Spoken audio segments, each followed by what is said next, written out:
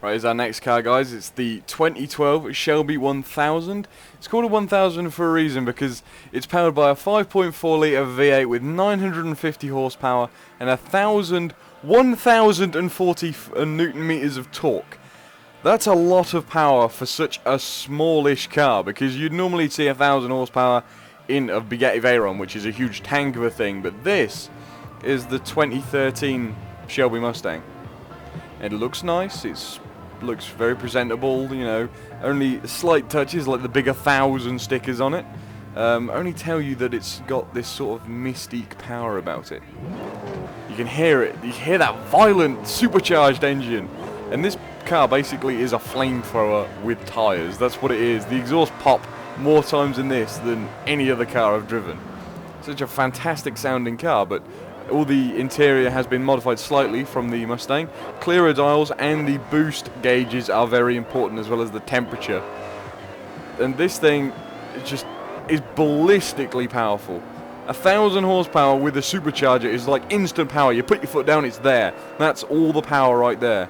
And it's just ridiculous, because you can drive this any normal car 30-40 miles an hour, but the moment your pinky touches that pedal, you just feel this surge and boost of power from the superchargers, and this 950 horsepower engine burns away down the street, leaving you with nothing but rims left on the back of your car. Oh, such an amazing car. And you can see it popping away. That is literally what this car does. It just pops. Like, I'm not touching the throttle or anything, it just pops.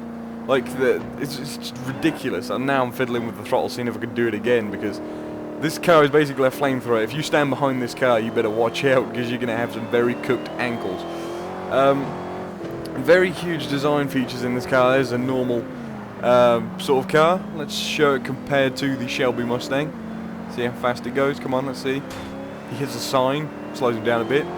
Just put full power, change gear, full power. And it just feels more docile than any other super-powered car I've ever driven, because it has the grip to handle all this power. And from the 2013 Mustang, all it's had is a really strengthened chassis, so the tyres, I presume, are the same and the brakes are the same. It just has a lot more horsepower, which is what Shelby are very good at nowadays. Unfortunately for him, he wasn't a part of this sort of car, at least from what I've heard anyway. He could have said, I want to build a Mustang with as much power as I possibly could fit in it, in which case he succeeded, because this is probably one of my favourite cars on Forza Horizon. It may be a newish style V8 car, but 1,000 horsepower can change a lot of people's minds, and there's me just destroying a Lotus Elan, you know, with my 1,000 horsepower-ishness. And apparently there's two track levels, or there's two levels of trim you can get for this car. First one's the street one, and this is what this one is, 920 to 950 horsepower.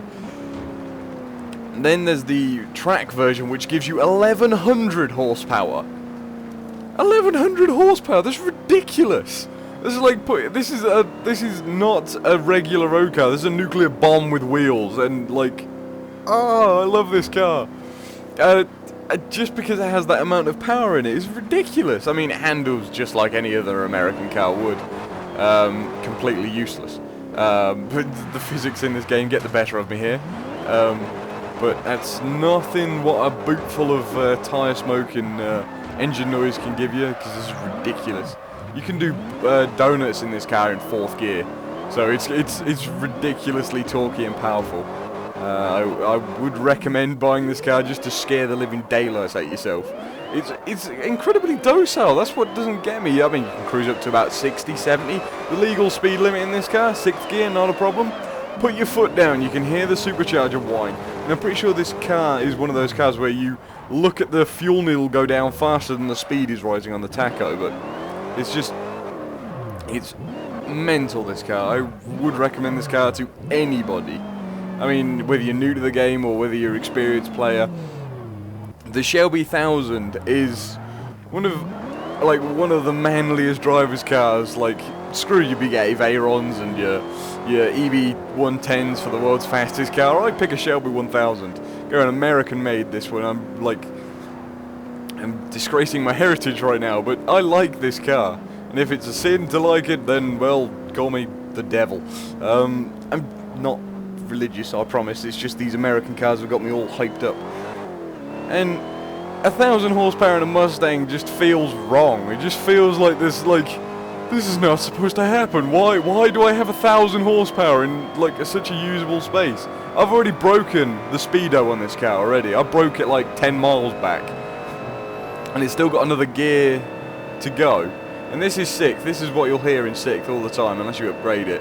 Just this low supercharger whine and the revs slowly increasing. It's quite a long gear, 6th gear. I suppose that's for economy basis and all that good stuff, but I wanted the top speed, and you can't really change gear ratios in this game, which kind of sucks. So I stuck with a standard gearbox, and you get a fairly decent top speed out of it, about 245 if you're very, very careful. And for a Mustang, that's an incredible achievement. You're blowing the doors off of Lambos and stuff, miles behind, you know. It's great. One of the greatest cars on this game, and I'm sure people will have laughs with this car many years to come. So let's move on to our next car, shall we? Right.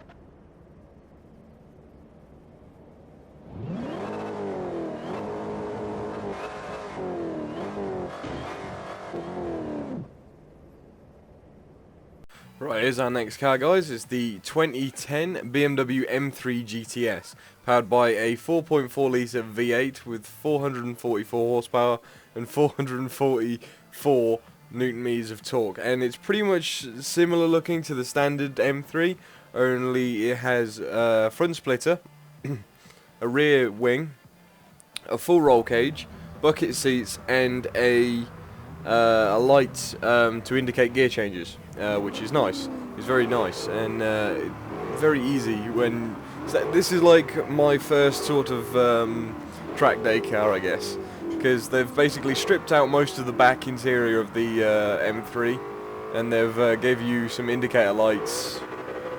And that's pretty much it. I mean, it weighs 300 pounds less than the standard M3, which is some sort of achievement.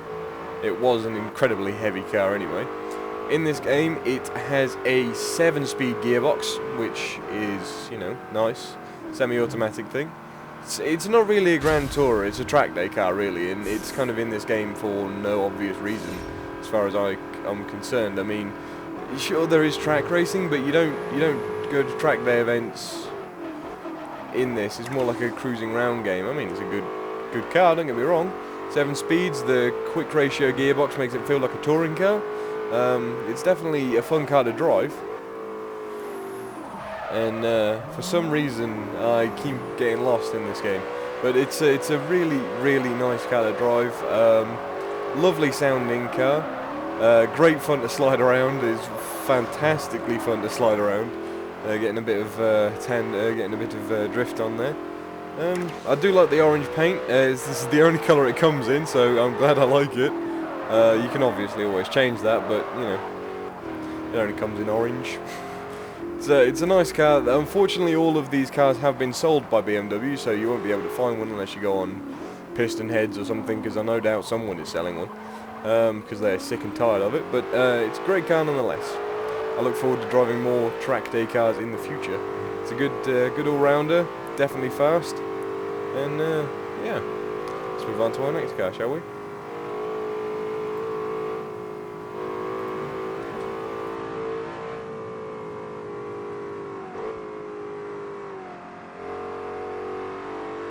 Right, this is our last car in the car pack, guys. It's sad to see this car pack leave us, but we have our final car, which I think is one of the best. It's the Lamborghini Gallardo LP574 Spider Performance, SP for short. Powered by a 5.2 litre V10 producing 462 horsepower and 444 foot-pounds of torque. It's a very, very torquey motor, and it's a very horsepower giving motor. And of course, I just love the sound of Lamborghinis in these later Forza games. They sound so nice. I really wish I could afford one. I really do. I would love a glorified Audi TT with a V10 any day of the week. Just like, please. It would be nice. Just hearing that lovely V10 scream is so nice. And even from dirt, this thing accelerates like an absolute monster. 0 to 60 in 3.2 seconds. And that's even with your hands made of fucking ham, you know. You will accelerate incredibly fast with this car, and it has a top speed of around about 198, something like that. 200, I guess, something like that. Never really reached its top speed. It's probably one of my favourite cars to drive in this game. Lambos in these games always are. It's quite funny just passing a Ferrari like, yo, what's up? It's a great car to drive, this Lamborghini. It's one of my favourite cars of this car pack. I think my favourite has to be the Shelby Cobra though, or the Shelby 1000, the monster of power. This woman drives me crazy just because I have monies. She's like, go spend some more of it. I want to save some. This Lamborghini is fantastic. The interior is lovely and clean, as all Lamborghinis are. Not quite as spectacular as the Aventador's interior, but it's still great nonetheless. It's very clear dials, all the information that you ever need, especially the fuel tank. The fuel tank has to be very, very precise because, you know, you want to make your full tank of petrol last the full 20 miles before you have to fill it up again. Yeah, I said it. It's a great car to drive, very fantastically good at handling. Sticks to the road like glue. The only thing that lets it down is a slight understeer from the weight of the car, but you can really overcome that with a bit of the handbrake and you can just slide around any corner. Going through tunnels in this car, or any Lamborghini in this game, is just fantastic nonetheless. And that really wraps up the car pack for us this time, guys. I would recommend getting it because it adds cars to the game. And it's always nice to support the developers of, you know, if they're going to bring some more cars in, preferably some different ones from Forza 4, so we get some Australian classics in there. I wouldn't mind seeing a Holden A9X Tirana or something like that. Some of the Ford Falcons maybe, that would be quite nice. Some good old American V8s as well, some of the older ones. And of course some Italian and European classic cars like the Maserati 3500 GT, something like that. That'd be nice to see. As well as some of the British classics as well from Ford, say like a Mark 1 Cortina, which they have done with the Lotus one. Some of the early Mark 1 and Mark 2 Escorts. That'd be nice. That'd be nice to see in this game again. But other than that, guys, that is the end of this car pack. This has been Ross, and I hope you enjoy watching. If you'd like to see more of these, please leave a like and favourite. It does help out the channel a lot. And I'll see you next time. Cheers. Take care, guys.